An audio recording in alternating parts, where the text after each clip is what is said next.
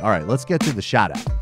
And for the shout out, DJ Danarchy has sampled somebody who's probably actually served as a Actually, I wouldn't be surprised if in fact, there was a Black Lives Matter activist who was harassed by legal authorities, and I should have gotten this story in front of me.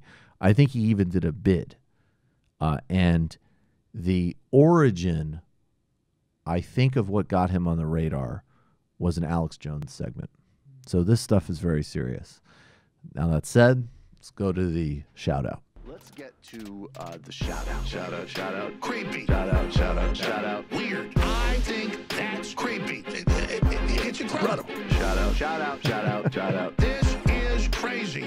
Shout out. This is out of control. Shout out. That's creepy. Shout out. That's weird. Creepy. Weird.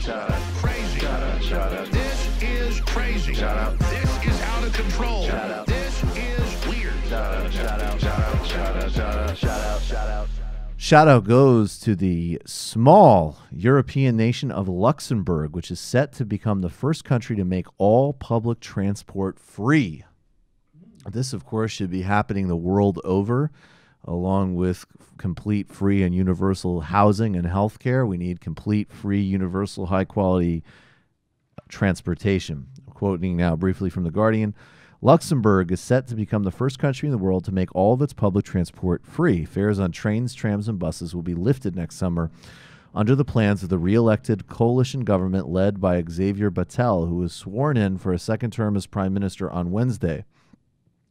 Bettel, whose Democratic Party will form a government with the left-wing Socialist Workers' Party and the Greens, has vowed to prioritize the environment during a recent election campaign. Of course, this is another great thing about free public transportation, is it synchronizes an important social need of allowing everybody to get where they need to go for no money, as well as reducing other forms of travel like car travel, which is obviously essential for dealing with the global ecological crisis. Now, I tweeted this out because it's a cool story, and I got a response. Don't have it in front of me, but a guy who is a TMBS person who watches the show from Luxembourg, and he said that there is a problem here, that basically there isn't enough public transport infrastructure, like fleets aren't big enough.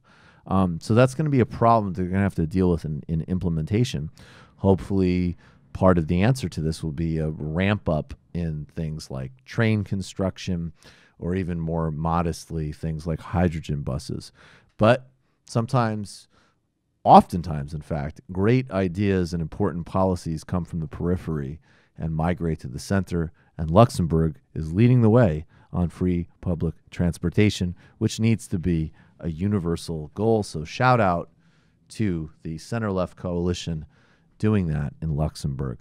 You just enjoyed that Michael Brooks Show video, and you can get a lot more by subscribing to us here at the Michael Brooks Show YouTube channel. It's literally right there.